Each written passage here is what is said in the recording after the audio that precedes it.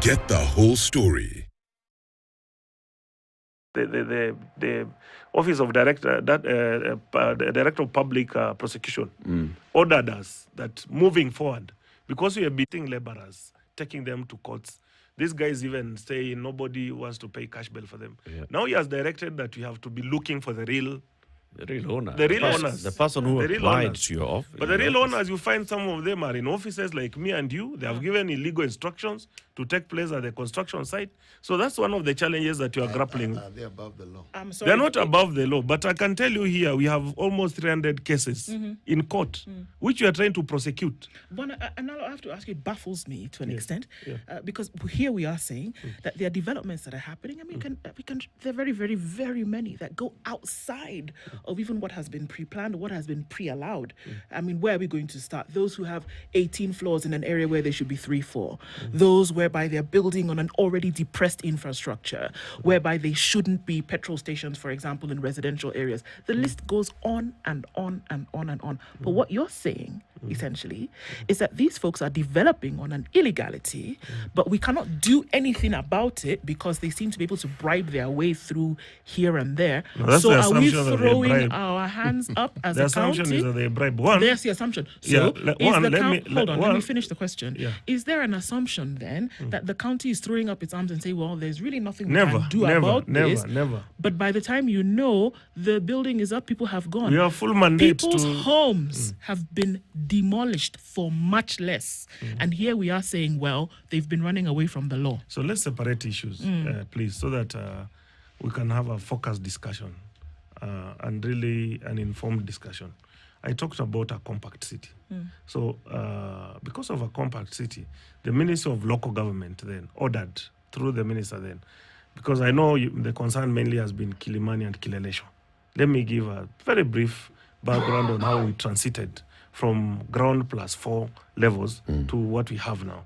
So after the new plan was, just before the new plan was passed, when the NAC government came into operation and just after that, the Grand Coalition, we experienced an issue where there was a growth in terms of the middle class in the economy in our city who needed to be housed.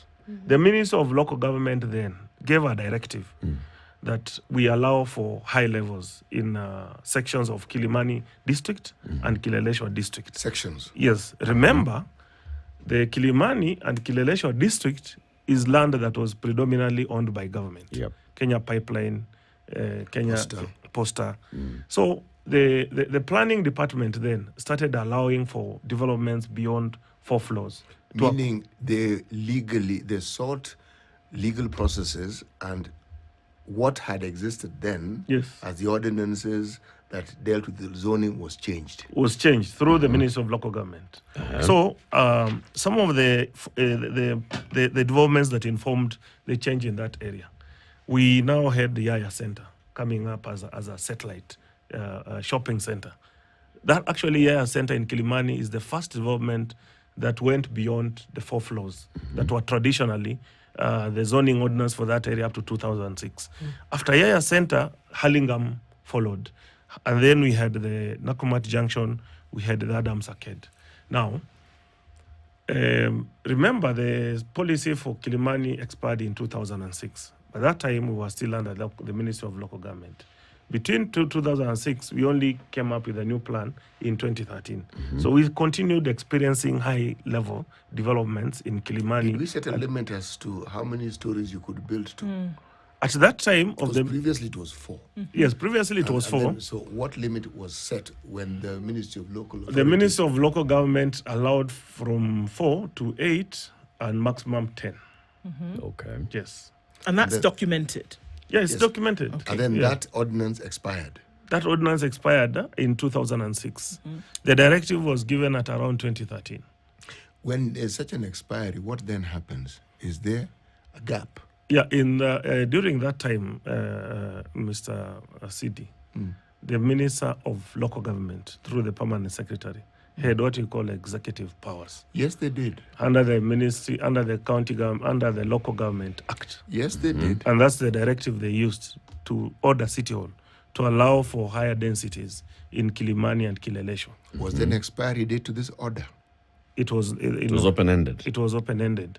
But 2008, that was validated. How we've gone beyond 10 floors is through the new plan, which are proposed that we have what we call compact cities. Okay. So we changed all these ordinances and the zoning. It was actually changed and it was enshrined in law.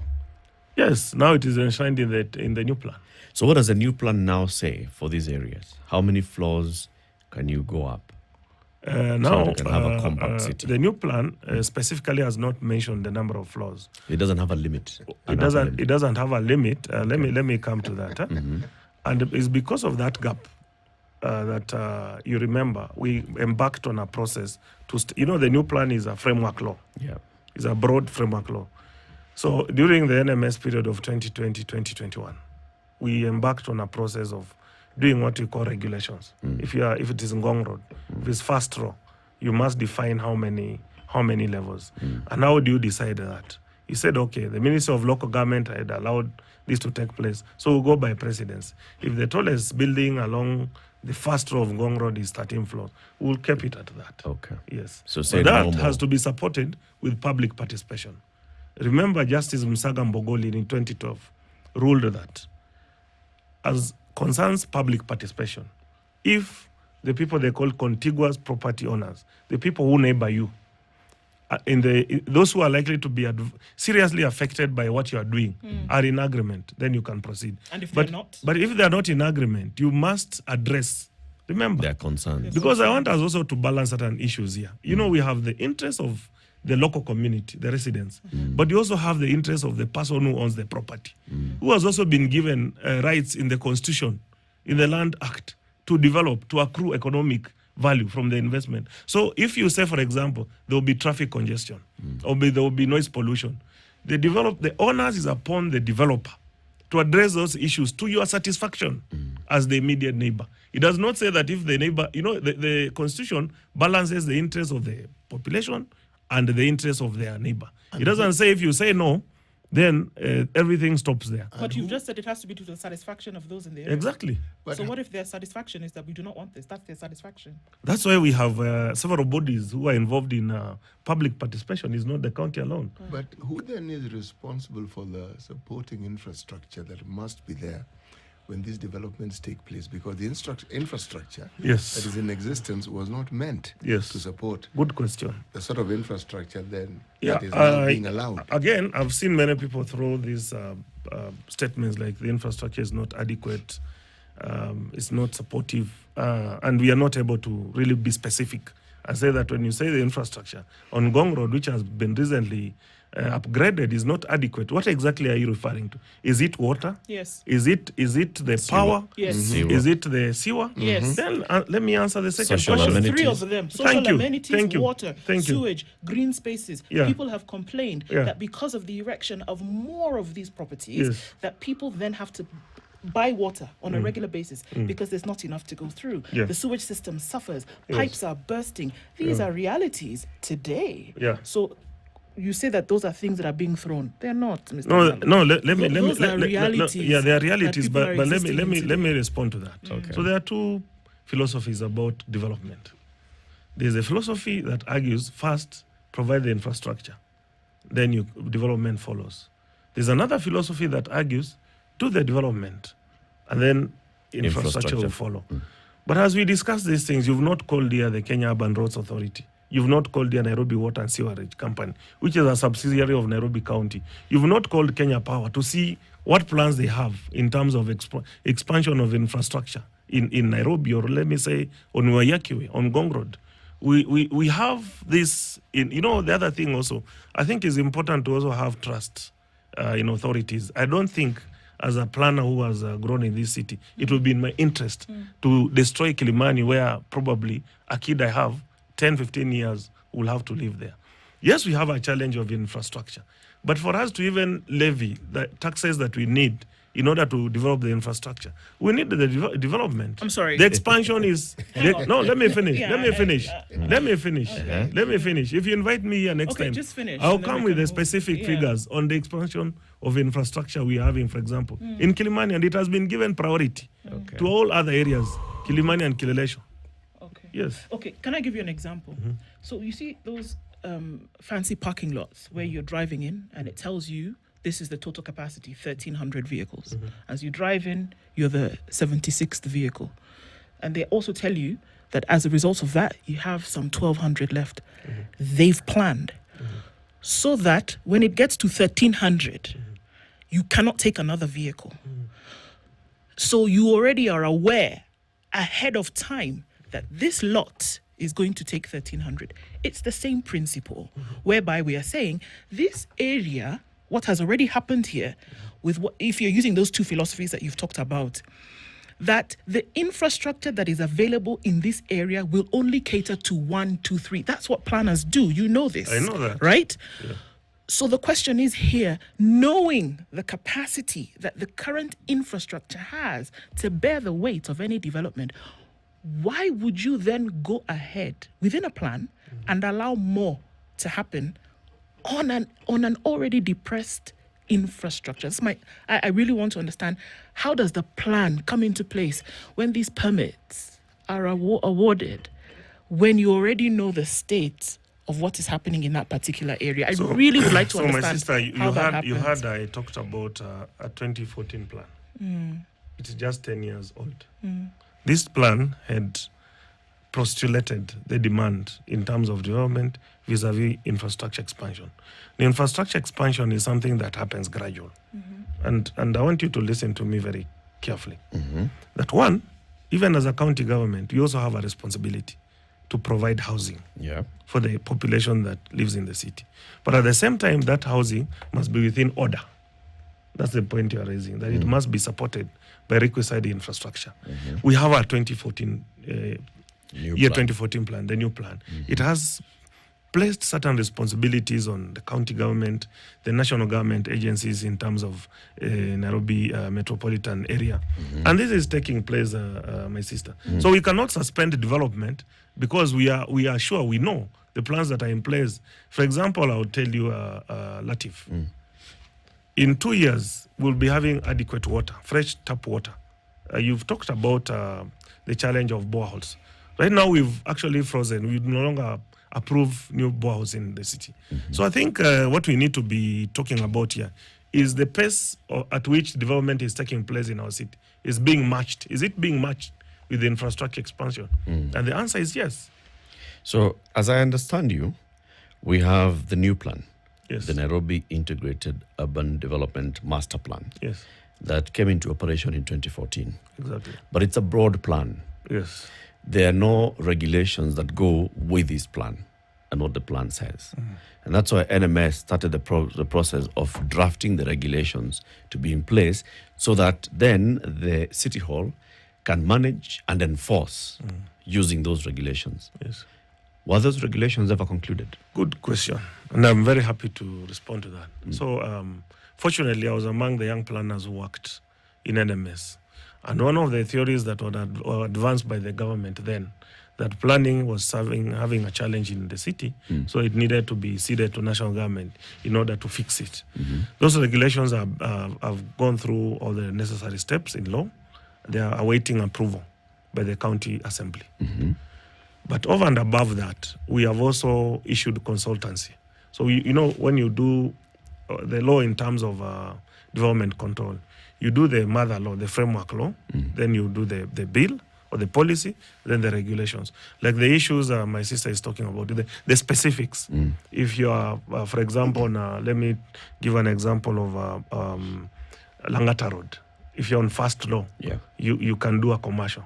Those regulations are going to be undertaken by an external consultants, because we want it to be a very participatory process.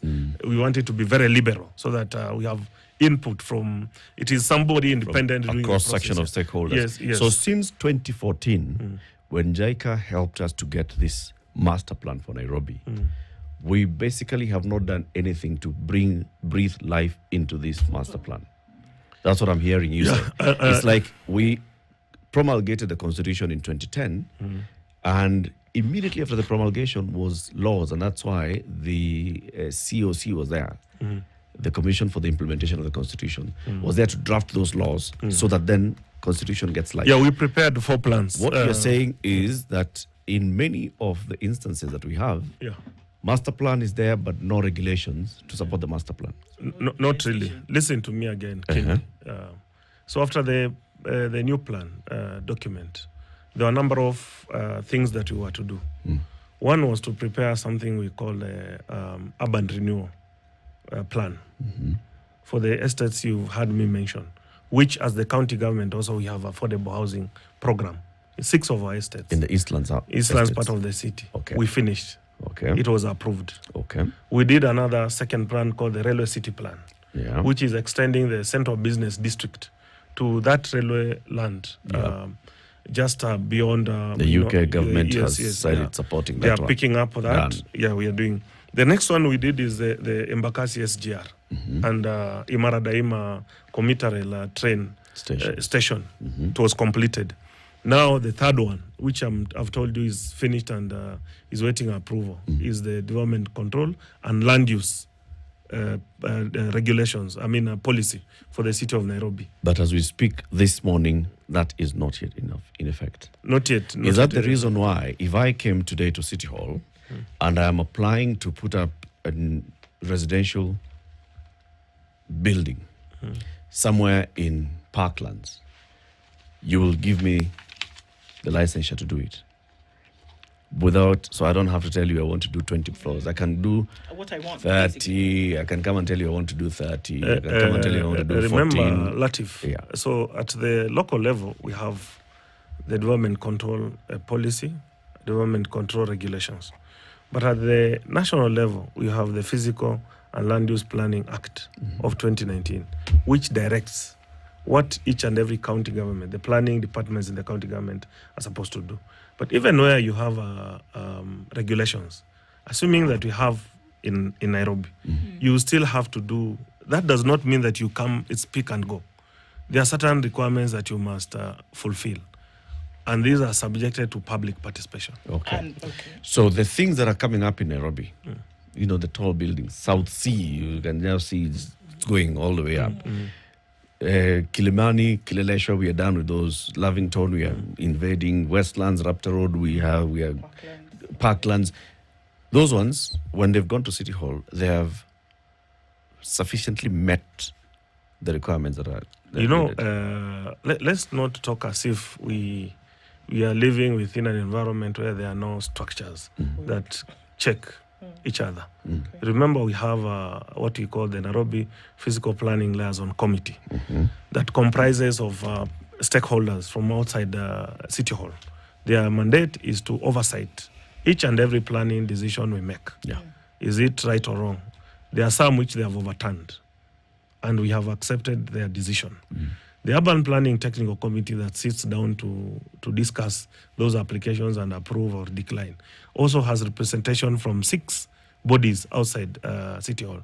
The Kenya Alliance of Resident Association, the Architectural Association of Kenya, the engineers are represented, the physical planner. So these are not decisions that we just make as people sitting somewhere in City Hall. This approach, we again inherited it from the Ministry of Local Government, trying to make our processes more open and accountable. But I know there appears to be a lot of concern, and I've seen it in terms of high levels. And I also want to pose this question. Is it an offense to go up? Yes. Because we must also benchmark ourselves with global standards. I spoke of a compact city. So between allowing people to travel 30 kilometers from Nairobi to, say, in Isinya or Thika or traveling 30 meters up. Or making sure that you have a building that is up but is serviceable, is habitable. Which direction do we want to take the city? Well, it depends on what you're comparing it to. You've just made a comparison to other jurisdictions where these things are happening, global standards, right? But do you know the thing about many of these cities? That people don't work and live in the same city. But because of the infrastructure that we've talked about, which again falls at the very doorstep of the county government, because of infrastructure that has been set up, it is then very possible for you to work in the city and live 40 kilometers out. I've traveled to those This cities. is what we're talking about, isn't it? I've traveled to cities in Do Asia. people use their traveled- vehicles to get into the city, for I've traveled example? to cities in Europe. I was in Paris. And even as I was in Paris, where they have one of the most complex metro line, they were doing another one 30 meters below. You know, infrastructure does not just happen. It's not a turnkey. Yeah, but it is a continuous process. Even if we do infrastructure to accommodate 6 million people now, we are told 2030, our population will be 12 million. Yes, so but we still have to keep on working on it. That's fantastic. Gong Road was not the way it is Yes, now. that is very true. The Gong Road was not But the way do it is you, now 10 but years ago. don't you agree? This Mombasa Road, this BRT, it was not here 5 years ago, but it's here now. Yes, it but is the easing point congestion. is- sorry, so Mr. are you going Nalo. to tell me that we should have suspended all the developments on Mombasa Road until the BRT passes? No. So what happens to those investors? What I'm actually saying here, Yes. if you would just take a minute to listen to what I'm saying, Yeah. is that there has to be a balance between these things. You cannot say that here we are and we would like to go 30 meters up instead of 30 kilometers out. That should not be the solution. In planning, it should not be, planning practice, there's it something should not called, be the solution in planning practice, to what there's we are something talking called about right now. incremental development. Okay, so in so Kilimani, we have what you call increment. stepped, Increment steps. comes Yeah, comes from the stepped assumption approach. that one thing has actually been done. Yes. And so this is the question that is continually being asked, and it would be great to just hear, number one, when we talk about public participation, to have some of these things done. When you actually hear from the people that what would they prefer, because it is supposed to inform the decisions that you make then at the county level. Yeah. You know, and there's speculation, all kinds of things have been said, but if it doesn't come out with clarity, not just said but seen, do you understand now where the speculation comes from? Yeah, I get your point, and I've always gotten it even before I came here. I also want you to understand, when you work in county government, let me say in government, you have a number of interests that you have to balance. And sometimes it is very intricate.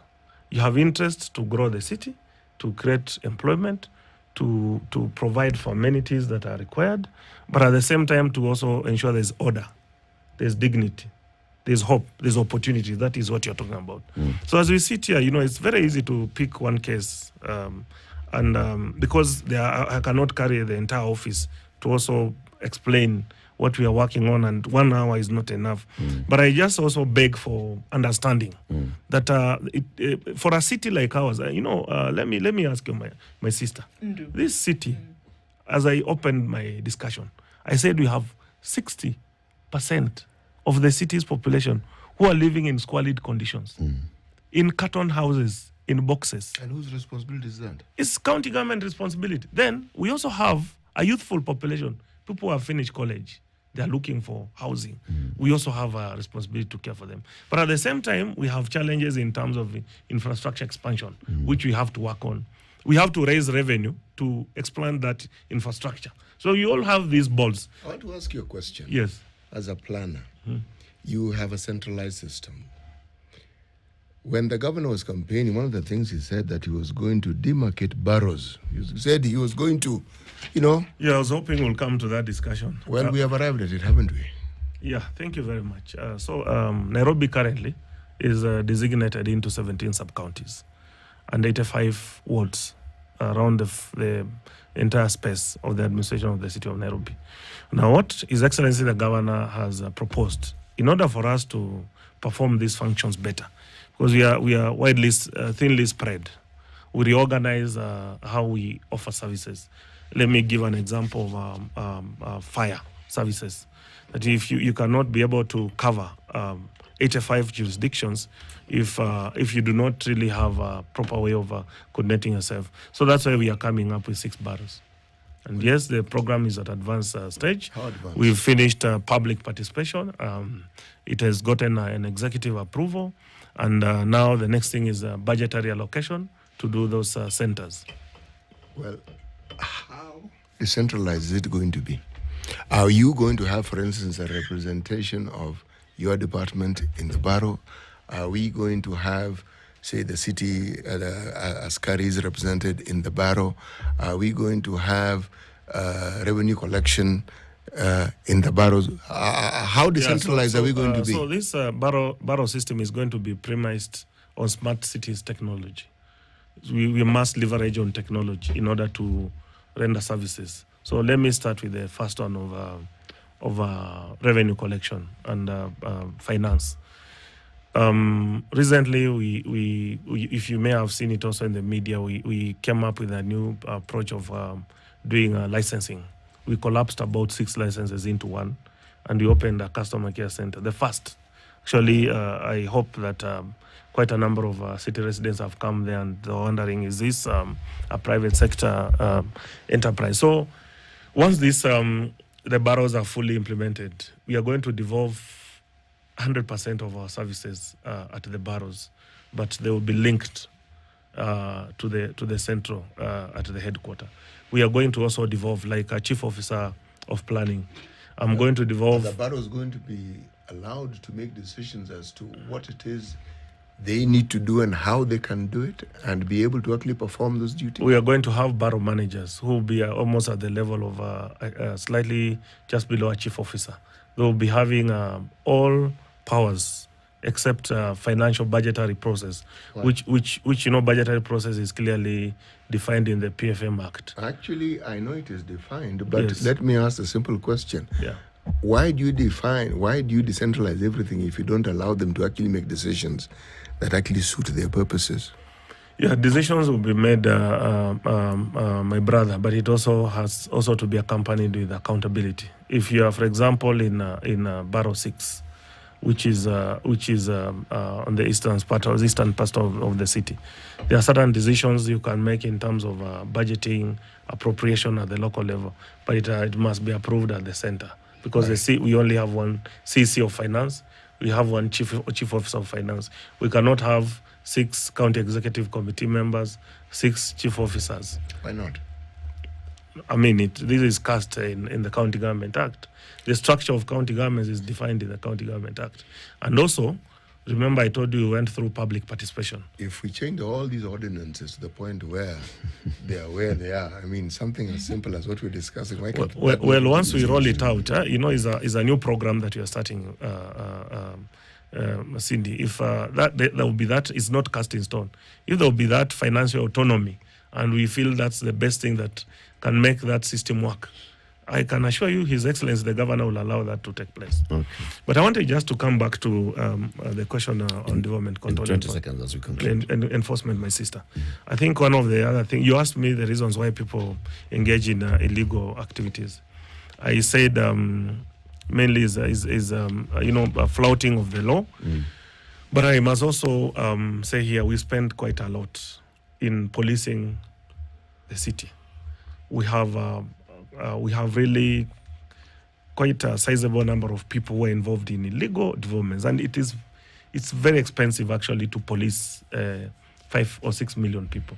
If we can have some level of civility in terms of citizen responsibility, I think that really would reduce these cases. So that's why we have come up again with another mechanism of resident associations, which we have integrated in our technical committee. So that if you are in Karen, for example, Mwitulen, within that area, you're able to police and using the social media to report on the issues that are happening within your local neighborhood.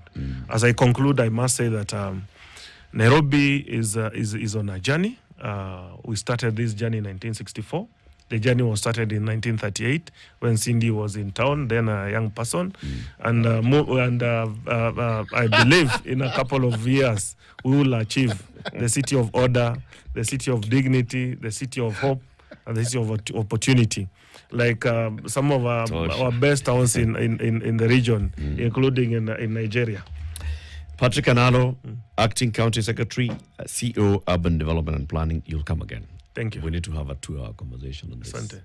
Thank you very much for joining us. I think I would love to carry quite a lot of material. Oh, yes. Maybe a presentation summarized, especially on infrastructure. And especially when you're answering questions from the public as well. Yeah. Time for the news. Here is Aseto. Now, members of the National Assembly reconvened today for regular sessions. After a 2-month recess, MPs will in the afternoon first consider and approve the sittings calendar as well as membership of the House Business Committee, which is usually done at the commencement.